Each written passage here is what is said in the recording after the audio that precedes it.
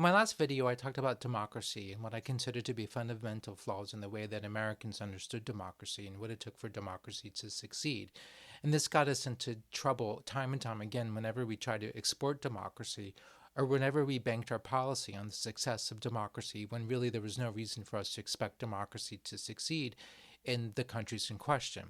In this video, I want to talk about something very related, which are nations and nation building. What is a nation and how are nations made? My name is Michael Shirkin and welcome to my YouTube channel Pax Americana, a conversation about world affairs, global conflict, military strategy, and anything else that happens to be on my mind. A few years ago, while the United States was mired in war in Afghanistan and Iraq, there was a lot of debate about nation building. People were saying things like, well, we shouldn't do nation building, or nation building doesn't work, or nation building is a bad idea. And then the other people, including Joe Biden among them, who was as a senator and a vice president, and then later as president, was very consistent in his view that Afghanistan wasn't a nation, and therefore the idea of having nation building in Afghanistan was completely absurd. But either way, there was no debate or no discussion at all at any time whatsoever about, well, what are nations and how are nations made? And at the time, I thought this was odd because I'm not an international relations person. I'm a historian, and I happen to have written my dissertation on nation building, so I knew a thing or two about it. And I was always struck by how little understanding there was of what nations are, or how little debate there even was, because there are all sorts of views. There isn't, as all things academic, there's not necessarily a consensus, but none of that academic consensus ever reached its way into the policy debates. And of course, policymakers are not to blame, because we also find that a lot of the big thinkers at the time who were writing about this also didn't seem to take nations and nation building seriously. A case in point is this book by Francis Fukuyama. And I find this book really interesting. Among other things, in the introduction, he says that the book's not really about nation building. It's really about state building. But then he charges ahead and writes a whole book about nation building that's not about nation building, and he even has nation building in the title. So what's going on? Then, of course, we have this series by the Rand Corporation, which was done under the aegis of James Dobbins, Nation Building for Beginners. I find this it's a remarkably shallow series of books, among other things. It's not about nations. It's not about nation building. And it defines nation building as something that the U.S. military started doing after 1945. This is really weird. Nations actually have been around for a very long time. Arguably, they date back to when Moses took the Israelites out of Egypt to Sinai, thus the birth of the Jewish nation. And then ever since then, there have been all sorts of other nations, and these nations have built themselves and defined themselves in all sorts of ways. And I could imagine that if one were to study how nations were actually built, never mind this post-World War II U.S. military intervention thing, there might be some actual lessons to be learned.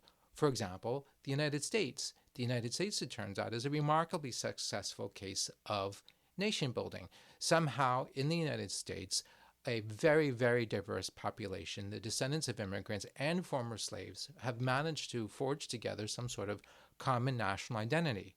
But how on earth did that happen, and how does it work? Among other things, oh, by the way, it had very little to do with the U.S. Army, but did have a lot to do with things like the public school system, right? I mean, that's actually very important. Public school system, civic religion, icons, stories, myths, etc. It's a very complicated thing, but it turns out Americans are very good at it. So why exclude that example when we're talking about nations and nation building? So what are nations?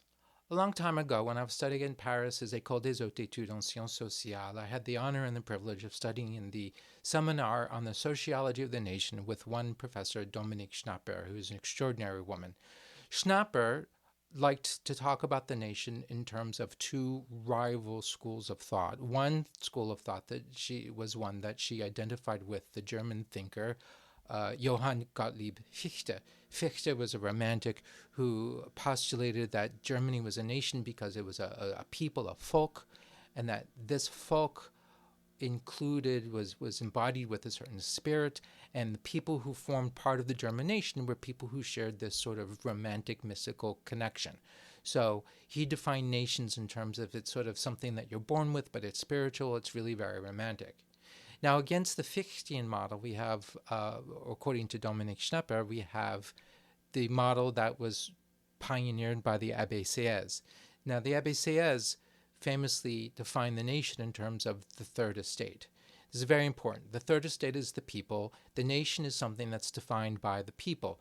The idea being that ultimately it's a voluntary association. There's none of this romantic claptrap about a spirit or an ideal or anything like that. It's not idealistic. It's just the idea that, that the nation and the government derives its legitimacy from the people. It's a voluntarist association. People will to be a part of a nation. That's what defines a nation. And of course, Sieyès pioneered a path that in France at least led to Ernest Renan, the famous 19th century French philologist, who in 1882 published an essay called What is a Nation? This essay is really great because what the essay does, you see what Renan is trying to do, he wants to explain why Alsace is French, which means he has to define what France is. And he needs to concede in his argument that linguistically, culturally, geographically, Alsace is not France. Alsace is German. And yet, he insists, Alsace is French. It's a French province. Why? Well, he explains that nationalism and national idea in a nation has nothing to do with any objective criteria. It's not about ethnicity. It's not about language. It's not about geographic borders or boundaries. Rather, it's about the will of the people to live together, to associate themselves with one another. And his famous line is that a nation is a daily plebiscite. People basically decide, they vote every day on whether or not they are part of the nation. In this case, he argues that Alsatians are French because they will themselves be part of France. This is the vote that they would make. Now, of course, France is a really great example because this is something that the French government really cultivated. This idea of bringing together people and fostering this idea of the nation. And they also pioneered, I believe, the use of schools to this end. So, for instance, we have the liberal theorist François Guizot. Guizot believed, he was a liberal, not a Republican, that's also very important, but he believed in this idea of bringing together the people of France and making them French. And he thought that the key way of doing that was through public primary education. So he's responsible for the Guizot Law of 1833, which is what made public primary education basically mandatory and argued and made it such that all French communities had to have public primary education, in which, by the way, they would teach French and they would teach a fixed curriculum that would give sort of everybody kind of common denominators about what it meant to be French. This is really effective. And every government since Guizot had the same project and really believed in using public schools for the same way. Now, remember, France was not born a nation. It feels today like it is. Like France seems to be a self-evident nation. Of course, France is a nation. There are French people and they speak French and there's a French culture. But this is not a given. It's not something that had to be. If you go back really not far ago, France historically had diverse populations who spoke multiple languages and were ruled by multiple power centers. Over time, one of those power centers, the monarchy based in Paris, managed to assert its authority over the others. But also, over time, gradually, through various means, hard power, soft power, schools, etc., people in France began to cultivate a distinct French identity. And this really didn't happen until very recently. In fact, I believe Eugen Weber argued that it was only with World War I that most people in France did not speak, until World War I, most people in France did not speak what we know as modern French as their primary language. They spoke other languages and they spoke dialects that are often really very different from the kind of French that we learn today in school or that they speak today in France. So all this is sort of a recent thing, such that now it looks like it's a given, it looks like self-evident, but no, actually, France was made. It was invented. And in fact, all nations are invented. Or to use the line from the scholar Benedict Anderson, nations are imagined communities. And somehow people imagine themselves to be part of a certain community that they define as a nation. So this brings us to our second question. How are nations actually made? How are they built? What is nation building, really? So when we're talking about France, it's impossible to talk about France without citing Eugen Weber. He's actually an American historian, although he's, I think, Romanian in background, something like that. At any rate, what he did is he wrote this great book about sort of his main book is called Peasants into Frenchmen, the idea that you take this diverse, very rural population and you turn them into French people, right? They become French in a recognizable way. Now, he relies on modernization theory, which became very fashionable in the 1950s, 1960s. I consider modernization theory to be nothing more than watered down Karl Marx.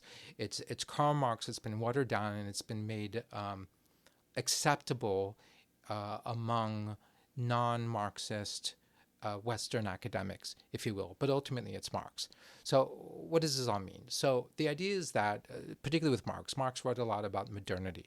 And for him, political modernity had to do with this idea that before you have political modernity, what you have are basically people living in these autarkic communities, right? You're in your little village and you're in your little valley and you don't really think about the world beyond yourself, and you identify with the parish, you identify with your community, and you're not necessarily anything. You're not French, you're not this, you're not that. You belong to this village, you belong to this community.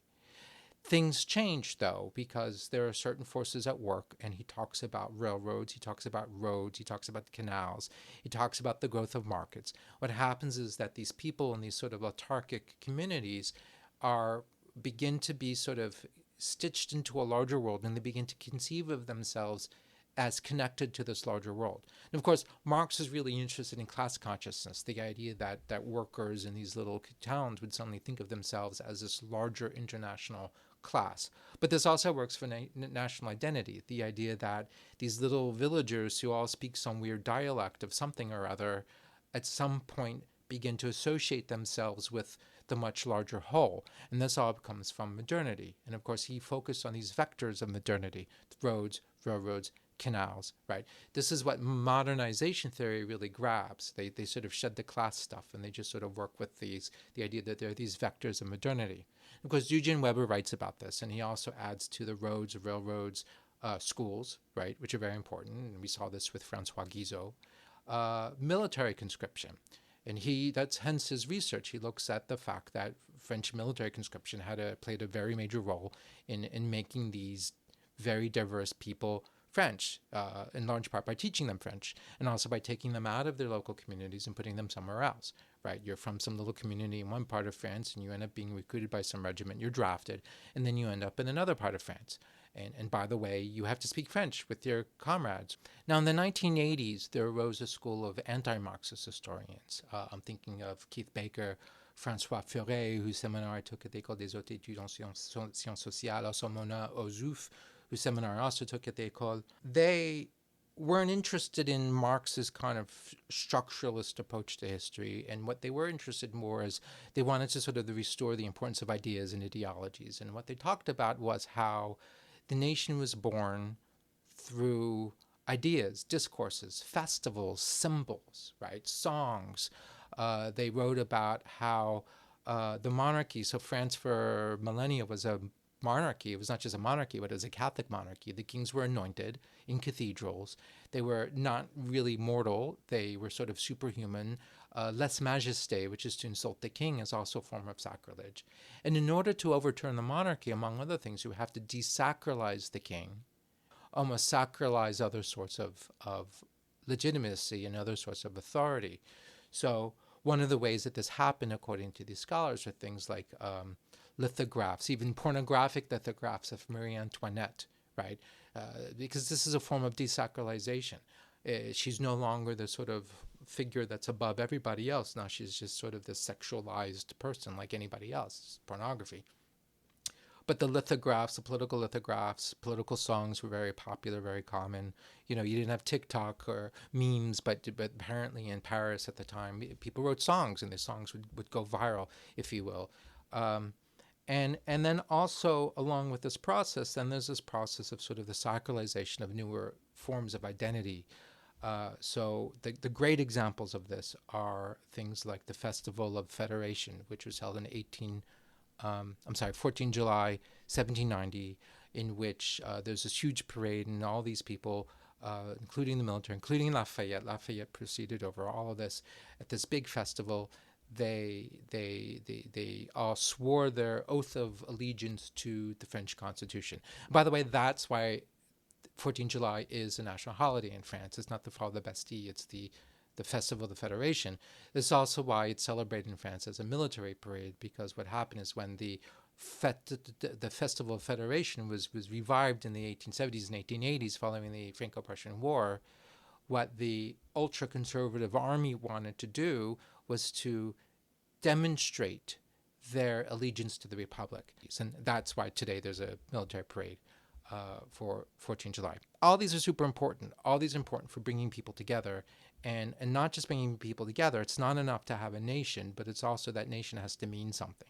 It can't just be, being French means that I happen to have been born within these certain boundaries, but rather there's sort of a national identity that comes with this, and this is also associated with a political identity, which over time ended up being a Republican identity and belief in the French Republic, but that was never really given. And for most of the 19th century, you had very, very contesting views of what it meant to be French, which is why you have the restoration of the monarch, and then you had the empire, and then the return of the empire, the Second Empire, and then different kinds of monarchies, and finally each thing settled down with the Third Republic. But all through it, you had revolutions: the Revolution of 1830, the failed Revolution of 1832. You had the Civil War of 1848. You had the street violence in 1848, these massive battles in the streets of Paris. You had the Commune in 1871, massive street battles in Paris. Then in the 20th century, even there's a return of the Franco-French wars, civil wars, for instance, during and in the immediate aftermath of World War II. And you could see also the coup d'etat attempt against Charles de Gaulle and the OAS with the Algeria crisis as sort of like a last gasp of a different vision of what France was and what it meant to be French. But let's look at other countries very briefly. Britain, you have an example of a monarchy that united in Ireland, but didn't necessarily foster an identity, but a British identity did emerge. The nation did emerge. According to the wonderful historian Linda Colley in her book Britons, it emerged in part because of the long series of wars between Britain and France in the 18th centuries through to the Napoleonic Wars. There's this constant other. In fact, you could even go further back to the 100 Years' War, where I think arguably it played a role in the sort of creation of a British, or at least an English identity and a French identity. But for a British identity, it's more, according to Linda Colley, it's more about the 18th century wars with France and then the Napoleonic Wars. Germany. There was no Germany, of course, until the creation of the Kaiserreich. There was a German national identity, but it emerged slowly over time, over the course of from the late 18th century through the 19th century, arguably earlier, even with Martin Luther, etc. But it emerged very slowly. And of course, what it meant to be German was hotly contested. Among other things, you had in Germany a real strong Fichtean element. The idea of being a German was about being part of the folk, the Deutsches Volk, and the sort of the romantic idea. And also different views about what kind of government it should have. So you have a monarchy and then an empire, and then a very weak liberal democratic republic, followed by a fascist totalitarian state. Arguably, none of this really sorted out until 1945, and really liberal democracy was sort of the last man standing in Germany. But it's important to note that by 1945, nobody seriously argued that there was no such thing as a German nation. I mean, at this point now it becomes self-evident. But that's impressive, because in 1845, that wasn't true. And certainly in 1745, that was absolutely not true. There was no German nation to speak of in 1745, except amongst maybe a few poets or somebody. Same thing in 1845. I mean, 1845, the idea was a bit more widespread than that, but still. But by 1945, it's a given. Today, it's a given. And today, of course, whatever, they have their own debates. But what about Afghanistan, which according to Joe Biden is not a nation? I'm convinced that it absolutely is a nation, even if it was only a nation as of the Soviet wars, meaning it's the trauma, the shared collective trauma of the Soviet wars that brought a very diverse population together, that created sort of a common sense of identity and a common shared experience. It's both the trauma of the wars, but also the trauma of displacement, as millions of Afghans found themselves in refugee camps in Pakistan and in Iran. But even beyond that, we could look, there's a lot of things that hold Afghans together, that make Afghans distinct. Religious festivals, forms of literature, pilgrimages, there's more to it than just the sort of this archaic vision that a lot of Americans have. And there's a problem where a lot of certainly what my colleagues in the U.S. government seem to know about Afghanistan was based on reading books written by anthropologists in the 1970s about where they exaggerated the exotic, and also they didn't really bring up to date, or didn't really deal with the fact that Afghanistan that was prior to the Soviet invasion was really a very different place from the Afghanistan that is today, or the Afghanistan of the early post-Taliban years. So is it a nation? Yes. Now, of course, that nation has to be given a content, and that's where a lot of problems arise, because the Karzai government and the United States government were not prepared or interested in thinking about, well, what should it mean to be an Afghan? The Taliban had their view of what it meant to be an Afghan, but not the Karzai government. And I think this is a serious problem. And I think it fundamentally is one of the reasons why the Karzai government really never took hold, or rather the new Afghan government which we imposed didn't take hold. Now, other governments that we have imposed have taken hold. For instance, we invented the Korean government. But that kind of worked. Why? Because Syngman Rhee, the first leader of South Korea, who was no saint, but he understood that you needed to create a nation, and he did certain things that set South Korea on a track towards having a national identity that rivaled the narrative of a national identity that was fostered by the communists, and I think he succeeded in that. Vietnam, not so much. Diem had certain ideas. He wasn't as effective as Rhee, and of course, Rhee either toppled him or let him be toppled. So much for that idea. What about Palestine? I think that Palestine is a nation, although I don't think Palestine was a nation until really very recently. I think that if you were to interview Arabs who lived in the Ottoman province that we now refer to as Israel or Palestine in the 19th century, they would have no idea what you're talking about if you talk to them about Palestine. They might have identified themselves in all sorts of ways, but not Palestinian. I think the term would have meant absolutely nothing to them. In the 20th century, however, with the sort of the birth of Arab nationalism, I think you start to get intellectuals and who are writing about the idea, like inventing a Palestinian national identity.